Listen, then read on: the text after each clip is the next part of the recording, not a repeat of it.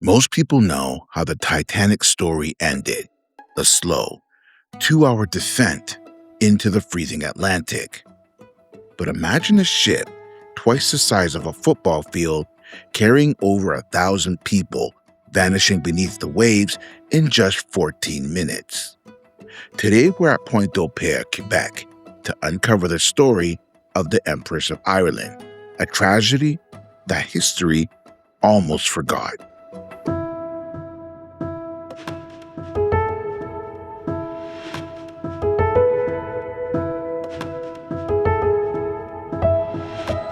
You're listening to the Rudderless Travel podcast, a podcast about purposeful travel, sharing inspirational stories, and unlocking a destination's secrets. Hey, my name is Christopher Rudder, an award-winning travel content creator and expert with Rudderless Media. In the last episode, we were across the river in the CØTE-NORD region. We spent time in Tadoussac at the Marine Mammals Interpretation Center, or CIM, with Christine Stadelman, learning about the giants of the St. Lawrence. We got out on the water in a Zodiac with Croisière Esprit, an incredible Innu-run operation where we went whale watching with their expert captain. We also headed to Cap de Bon Désert to meet Eloise Lavoie from Parks Canada. She showed us how to watch whales right from the shore and shared the history of the lighthouse that has guided ships through those treacherous waters for generations. To get to our next stop in this two-part series, we hopped on the ferry to cross the massive St. Lawrence River, leaving the North Shore behind to reach the BAS-SAINT-LAURENT region and the Pointe-au-Père Maritime Historic Site. This place is super awesome. It's home to the Onondaga, a name that I thoroughly love saying over and over again. But it's a massive Cold War submarine that you can actually go inside. We did a full deep dive into the submarine story over on our YouTube channel, so make sure to go check that out. And of course, there's the iconic Pointe-au-Père Lighthouse, the second tallest in Canada. But today, we are here for something even deeper. We're standing at the Empress of Ireland Museum. While the world remembers the unthinkable legend, very few people know that a disaster of equal scale happened right here on the St. Lawrence. It was a luxury liner, a thick fog, and a sinking so fast it changed this region forever. So how come we always hear about Titanic, we don't hear about these other ones? That's Was it made by the same I guess it was made in Ireland, like the Titanic. No, it was made in Scotland, actually. Okay. On the Clyde River near Glasgow. Right. And it was ordered by a Canadian company, the Canadian Pacific, that still exists today. The train company, trains. Exactly. Yeah. But at the beginning of the 20th century, CP was probably the biggest transportation company around the world. Okay. So you could go around Earth only using their trains, ships, and sleeping in their hotels. Wow. So that was a really, really big corporation. And they had two sister ships built, the Empress of Ireland and the Empress of Britain, which were built, as I said, in Glasgow in 1904 and 1905, and started to navigate here. Actually, the Canadian Pacific used to work hand in hand with the Canadian government to select and bring immigrants here in the country. Wow, okay. Mostly at that time, what they wanted to populate the Canadian government were the prairies. Right. Mostly, I'd say. So the Canadian Pacific, who already had smaller ships, had those two ships built to, bring immigrants from Europe. I'm joined by Raphaël Cousineau-Mori to walk us back to the evening of May 28th, 1914. Standing in front of this incredible scale model, Raphaël told us about the ship itself. It was massive for its time. Model that was built in Scotland before the ship was built. So we're lucky to have it in the museum. Wow. Today it belongs to a museum in Montreal, but they've loaned it to us since a little more than 20 years. Loaned it. Yeah, instead of having it in their reserve, it makes sense for it to be here. Yeah, and display. So this shows how the Empress of Ireland was built. It's almost 600 feet long, as wide as the building here, which is not that wide, but at that time, no ship were a bit narrower. And if you want to compare it with the Titanic, oh, you found it. So, because people always ask as a comparison with the Titanic. So you have the Empress of Ireland, the Titanic, that was way bigger, and Queen Mary 2 that you can see a few times a year here, which is a cruise ship that's now on the... So still in service. Yeah. Less than 20 years old, that ship's just to show that our ship gets bigger and bigger. And at that time, it was built in 1905, somewhere 1911, and it was like a race between all those companies to have the biggest ship. So every month there's like a headline on the news. So White Star has the biggest ship, then Cunard has the biggest ship, then CP has the biggest ship. It's just a race to have the biggest one. But so you all already see the difference. It sounds like the tech companies now with AI. I don't know. In French, we have this expression that I could translate that the more it changes, the more it's the same. I've heard. Repeat the same mistakes. For us, it's the more things change, the more they stay the same. Yeah, exactly. Exact same. Yeah. That's the same thing. So you see the ship here. It could have I don't know the exact number, but I'd say up to 1,600 passengers on it, or less than that, and 420 crew members on the ship. Wow. Every time it crossed the oceans, it had 420 crew members on it. Because it went from Liverpool to Quebec or the opposite direction 191 times before it sank. So it's not just the story of a sinking when you talk about the Empress. It's all the story of immigration in Canada at the beginning of the 20th century. Wow. And then up there, I guess, is the route. Exactly. So you see it left Liverpool. At summertime, it went down to Quebec. Right. And at winter time, when there's too much ice, depending of the area, it would either stop in Halifax or St. John, and they would get passengers on train, and they were like that. Even when it stopped in Quebec, usually it was not the final destination for people. Interesting. So it crossed the Atlantic like that every 6 days. So once a week, you had the Empress of Ireland leaving one, and the Empress of Britain leaving the other, and we just cross each other's path like that once a week, somewhere into the Atlantic. And how long is that trip? About 6 or 7 days. 6 or 7 days? Yeah, exactly. It's not too bad. No, it's really fast. So the ship went from Liverpool to Quebec and back again about 91 times. But on May 28th, 1914, the Empress of Ireland left the docks of Quebec City for its final voyage. So we're there on May 28th, 1914. The Empress is docked at Quebec, and passengers go on board. Okay. End of afternoon, supper time, around 5 o'clock. So what happens is that people get into the ship. Once they're in the ship, they go register themselves, and then they get keys, and you're at room 317, etc., etc. So you've been in a lineup for many minutes. You've been given your room number. Then you have to find in that ship your room. There are 7 different decks. It's a big ship. So you finally find your room. You might change, and then you find somewhere to eat. So if you're a first-class passenger, there's a few restaurants. If you're a third-class passenger, you can still eat, but it's a little, It's leftovers. No, but it's still a good week for a third-class passenger. It's still a nice experience to travel on the Empress if you compare with other ships. Okay, fair.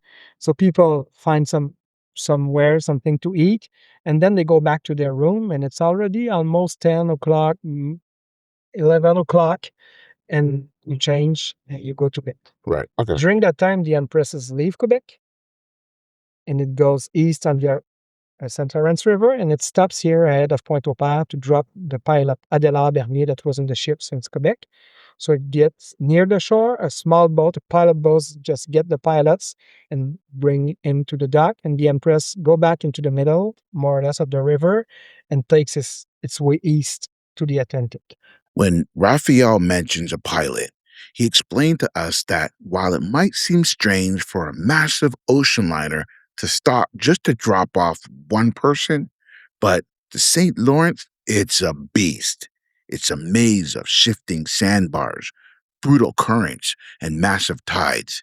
These pilots are local guardians, maritime experts who board every ship to navigate the most treacherous stretches.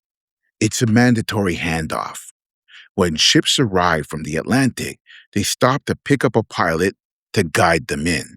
And when they leave, they drop them off before hitting the open sea. Once that pilot stepped off into the dark, the Empress was officially on her own. People are asleep. There's the other ship named Starstad, which is a ship from Northway that is meant to transport coal that's going into the opposite direction. It's going to Montreal, and it has to stop here to take a pilot aboard. So the Empress and the Starstad see each other, and then the fog comes. And the fog here at Pointe-au-Père can be like Just out of nowhere. out of nowhere, really quick. Wow, okay. A good example I like to give is you enter the lighthouse, it's sunny as today, and you are at the top, you do not see through the window. The time you get up the lighthouse. Wow, that's how quick the fog can be. Wow, okay. So I was talking to you earlier about Marconi wireless communication. There's a Marconi wireless in the Empress of Ireland, but not in the Starstad. What's left to communicate? First, navigation lights. Okay. Green light, red light, white light on masts, but it's foggy. You do not see the light. Then you have fog horns, so compressed air system, and you can have different signals. But when it's foggy, when there's like all this humidity in the air, sounds get muffled. Yeah, there's a surround effect. Like an echo kind of. Maybe. Exactly. Yeah, okay. So both ships send signals to the other ship, and they do not understand each other very well. Oh, jeez. And when you listen after the collision about the testimonies of both crews, you cannot know what really happened. So one says one A, the other one says B. So what happens is that both ships thinks the other is going to pass between them and the shore. So the Starstad goes west, thinks the Empress is coming that way. The Empress goes east, thinks the Starstad is coming that way. So they both move a little bit to free some space for the other ship, and they get at the exact same spot into the river. So when the captain of the Starstad, who's asleep when all this started, but is waken up by his crews a bit worried, he arrives on the deck of the ship, and he sees the Empress of Ireland right ahead of him. He says, full reverse the engine, try to stop the ship as fast as you can. Emergency stop maneuver. And the captain on the Empress of Ireland knows he's going to get hit at that time. He says, well, it's unavoidable. I don't want to get hit in the middle of my ship. And if I get hit there, it's going to sink faster because the way the different watertight compartments are distributed in the ship. So he says, I'm going to get hit. I want to get hit at the back of my ship. So he says to his team, full ahead, full engine. You know, it's not like in a car when you just... it takes some time for the engines to pick up. Yeah. So the collision happens, and that happens right in the middle of the ship. And the Starstad that should, from this point, try to stay in the hull. As long as you're there, water cannot get in, but that just reversed its engine. So just moves out of the hull, and the Empress just starts moving forward. So imagine like a can opening. So you're just ripping the side open. Exactly. 10 minutes after the collision, the Empress was on the side. And 4 minutes after that, it was down the water. So you have this 170-meter ship on the river, and it disappeared in 14 minutes. Really, really fast. The Titanic sank in 2 hours and a half or 3 hours, something like that. So just as a comparison. So this was like a perfect, if you want to sink, perfect. I often do say that to people. If you wanted to sink a ship that sank, you've done this is how you do it. Yeah. So we go back to passengers. They get into the ship, find their cabin. eat, then go back to their cabin, and they're waking up at about 1:50 a.m. when the ship is tilting like that. It's all dark as the collision destroyed the engines. Engines also generates electricity. So there's no more lights inside, and you walk 1 foot on the floor, 1 foot on the wall, and then you find a staircase and you try to climb that staircase with the ship going down. If you find a staircase, because people do not know the ship very well. When I sleep at the hotel and I wake up at the morning, I open my door and I'm, where the heck is the elevator? You know? Yeah. I always, where is it? Is that way? Yeah, okay. It's so true. I'm joking, but that's not No, funny. but it's actually true. Yeah. So lots of people, especially third class passenger and second class, were in the lower decks of the ship, could not escape. 81 or 82% of those people died. People in first class passenger were luckier. They were near the upper decks, near lifeboats.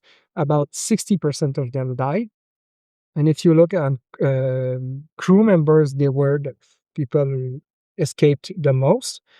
Few reasons for that. First, half of them are awake when it happens because they're working. Right. So when you're awake and you feel this vibration because a collision just happened, You could prepare. You're used to being on that ship. You say, well, something's happening.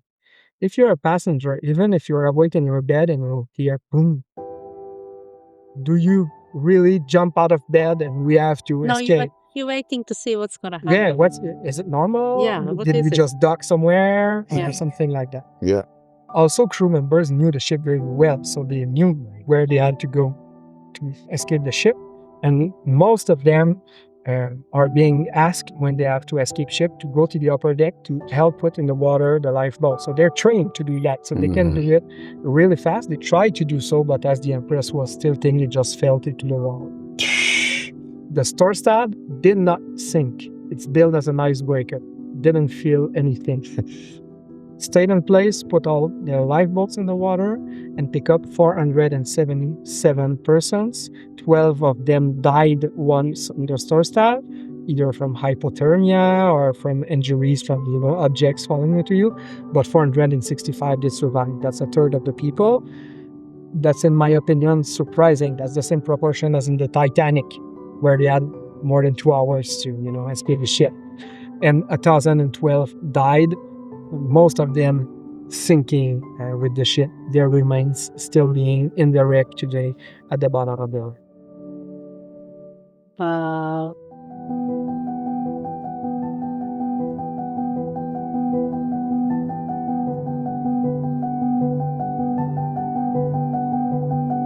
If you want to dive deeper into this story, visit us over at rudderlesstravel.com/podcasts. A tragedy of this scale, with over 1,000 people lost, you think would have left a permanent mark on history. Yet, unlike the Titanic, the Empress of Ireland faded from the global memory almost immediately.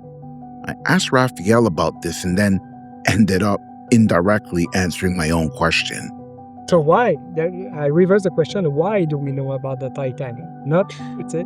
It's not why don't we know about the Empress, it's why do we know about the Titanic? I feel because it's been romanticized. I feel that it's been stories have been told about it, books have been told about it, movies have been told about it, especially the movie, the James Cameron one, for sure. There you go. I think you have the answer. Okay, fair. There was good material for a good story, as people on board were rich. If you analyze what's done in movies, you more often have stories of rich people than poor people, the underdog like Jack, who's So there was a good material. Also, it sank on its first trip. You know what they did with the Titanic before that? I have a degree in business and management. I'm not from the museum here. And Titanic is like the beginning of marketing. I was just going to say that. Yeah. What the White Star did was just so what they did with the Titanic, having all these newspapers covering the launch of the ship and everything, was somehow the beginning of what we call today marketing. Yeah. You're right. Actually, unsinkable. There you go. Those keywords, hashtag unsinkable. The other reason why it was forgotten is that 3 weeks after the sinking, the war started, First World War. Oh, okay. Well, then, I mean, that definitely will. So if you look at, you know, a newspaper from that time, when the Empress of Ireland sank, it's as much, I say, as a headline as when the Titanic sank. From newspaper all around the world. We have newspaper from Asia, from every country. Well, another ship sank. Yeah. But a month later, the war starts. So that became the focus. Yeah. And the CP kind of uses that, you know, to hide. Yeah, you're the biggest transportation company in the world. Your most luxurious ship just sank. Yeah. And then you have a cover up. So for them, I mean, none of us want the war to start, but for them, they're like, oh, we could hide all this stuff now. Yeah. I think so. Makes sense. It sounds like what a corporation would do. Looking at the scale model, it made me think about the tech, the companies, mass production, AI and autonomous cars in relation to the ship's technology back then. 2 decades before that, before steam engines like started to be more popular by the end of, I'd say, end of 19th century. But before that, you had to sail. Right. It would take 6 weeks. Okay. That makes sense. Because, all right. Okay. So just imagine when you have to transport goods or people for immigration, when it takes 6 or 7 weeks, 8 weeks, depending on the week and the winds, to cross the Atlantic. Then you have a new technology that makes it 6 days. What it changes about the way we manufacture and transport goods, and about what it changes for immigration. Right. It's really a revolution. Wow. It changes everything, and probably explains why all important sinkings happened like in those years. Titanic, Empress of Ireland, and some others. Wow. First, there was never more people on the water at the same time before that. And after that, because after the Second World War, plane, you know, became accessible to everybody. Nobody was the First thing. And second thing, most of these crew members learned to navigate on a sailboat. Wow. And then you have those ships you have to maneuver. So imagine if tomorrow your car goes 10 times faster, and you keep the same roundabout, the same lights, and you don't need any more formation to keep your driver license. Yeah. There would be accident. For sure. There's already accident, but Just one, now. So it's really a revolution we were not ready for, and a lot of these collisions happen in the same years. I think. Interesting. I think for that reason. Yeah. You know, you can explain that story well. That ship does that. The other ship, you can explain exactly what happened. But if you look at the bigger pictures, all this sinking happening in the same years, there's a reason. It's not a matter of fate. So they can't keep up with the technology. It's going too fast, and then they're not changing all their habits and all that stuff. Exactly. And you know, when the Titanic sinks, we're talking about technologies and everything. When the Titanic sinks, they do some recommendation after that. They say, well, maybe all passenger ships should have wireless Marconi communication between them so they can communicate. So when the inquiry says that, they agree with me when I say it's a matter of technology, of regulation. After the Empress sank, they said, well, he asked for Marconi wireless to be on every passenger ship, but it was hit by a cargo ship.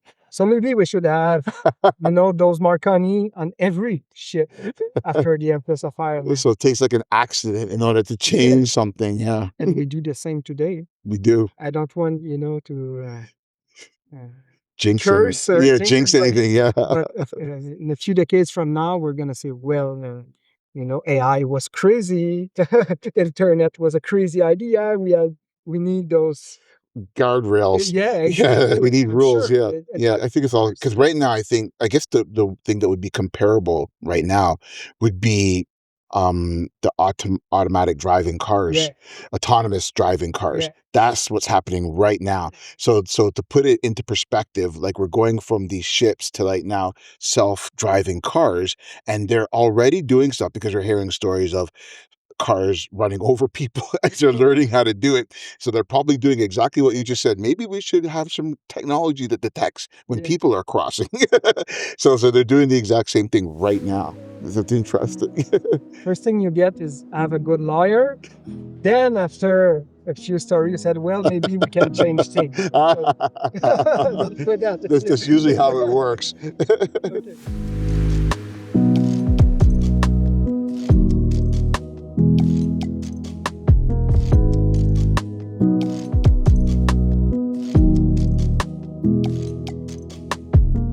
While the corporate world was busy moving on to the Great War, the people who were actually on the ship and the people who later went down to find it tells a much more human story. I asked Raphaël about who these passengers actually were. So people are mostly from Quebec then? I'd say people were mostly immigrants aboard. Oh. So you come, Because- you immigrate here, and for different reasons, you decide to go back home. One of the reasons might be I do not like it here. I did not find a job. I miss my family, or I came here, I made some money, and I have enough to bring my family here. So I'm just gonna Go get them. get them. Or I work in an industry that's seasonal. Like, when there's no AC at the beginning of 20th century and it becomes very hot in industries, sometimes they just close a month or two during the summer. So you go, I'll go visit My family. my wife and kids, my parents and everything. So mostly lots of immigrants that were going back for a trip or not Such a in Europe. Wow. Such a sad story. This is such an incredible story, actually. It's such Yeah. a sad story, and it's like I cannot believe that nobody knows. I mean, somebody do, but I never heard of it. And I wanted to say something else. Well, that's why we have a podcast and a YouTube channel, so we can start telling more people about it. So how deep was it? It's about, you prefer meters or? Meters. Meters, yeah. Okay, about 30, 35 meters. So it's not that deep. No, it's Yeah. not. Divers still go down there today. It's pretty accessible. Titanic is 4 kilometers, Right. So you cannot dive there. Yeah, You need to have a submarine and a professional one. Because the wreck is so accessible compared to the Titanic, the diving history of this ship started almost immediately after it went down. After the initial salvage, the ship was largely forgotten as the world went to war. It wasn't until the 1960s that a new generation of divers went back down. Yeah. So those dives I was talking to you earlier with a hard hat diving suit ended in September 1914 when they brought back the last Ingots. And they said, well, we are hired for another ship further into the river and something is going on. It's the war. Everybody forgets about the Empress of Fire. In 1964, as of the 50th anniversary of the sinking, the Salvation Army, which lost almost 200 of their members in the sinking, just had a small article written in the newspaper to commemorate, or I don't know what the right word to use. That's right. Those people Commemorate, who yeah. died. Yeah. And then there's a group of young men that just started diving with a new technology, with a compressed air bottle, which is really different. Those people are from Montreal and Gatineau area. They said, well, there's this wreck in Rimouski, we're going to find it back. So they came here in summer 1964. And after a few weeks of research, they found back the aircon Empress, and they started bringing back objects. One of those men is named Donald Tremblay, the one who founded the museum here in the late 70s. So this became a very, very popular diving site. You'd have, diving crews from southern United States, California, Florida. Those people were better divers than here because they can dive all year round. Better practice, yeah. So they came here in the late 60s and brought back objects. Thousands of objects were brought back from the ship, which a few of them you can see here. And this ended in 1999, where the Quebec government designated the wreck as a National Historic Site. Nice. So since then, it's protected. Those thousands of objects eventually formed the collection we see here today. But Raphaël told me that not everything in the museum came from the bottom of the river. So in the museum here, we have about in the exhibit about 200 objects that were brought back from the wreck or relative to the Empress. As you know, how you call it? The The chest was not found in the wreck. It crossed the ocean and the Empress of Ireland, I think, in 1911. There's still the tag on it. So there are some objects here that are not from the diving, the disaster night, but they're related to the Empress of.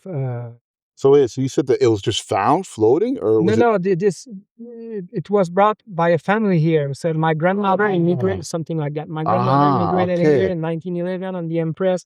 We still have, her stuff. The chests she used. So we have some objects that are not related to the night of.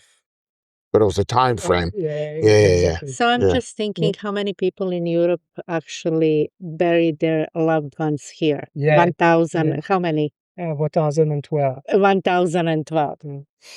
Wow. This next weekend we have a visit from a lady from Edmonton, which her grandmother died on the Empress of Ireland. When we commemorated the 100th anniversary in 2014, we had 300 descendants that came here. Wow! Because it's their grave. Yeah, exactly. It's even for third or second or third generation, it's like, I don't know, cure something coming here, seeing the name of their relative in the list. Oh yeah, it's like finding closure or something exactly, like that. Exactly. That's the right way to say it. So we still have many objects. Another story I can tell you. Yes, last year we had a lady from Switzerland. She's called Marta Erzinger. Well, I'm going to be in Rimouski on May 29, which is the date of the sinking. I see the museum is not open on that date. Can I still come? We're like, you can come and it's going to be open because it's the commemoration week. And she arrives here and she has this vest like made of wool. And after a day, she says, this vest, my grandfather did survive, and this vest was offered to him by a family in Rimouski because he had no clothes the day after a sinking. So she's here wearing the vest that a family from around here named Marois. And we already knew the story that her grandfather kept in touch with that family for many decades after the sinking. She spends the whole weekend here with the vest, and just before leaving, she said, well, it's yours. I wish you would. You're going to make me cry. So I'm getting it's still hidden. Yeah. It's still hidden. It's going to be probably in our next exhibit. I want to see. But it's a gimbal, so we're okay. It's always those amazing stories. But all of the stories Raphaël shared, none hits quite as hard as the one that literally walked through his office door one afternoon. My office, and an employee says, well, there's someone who one talks to.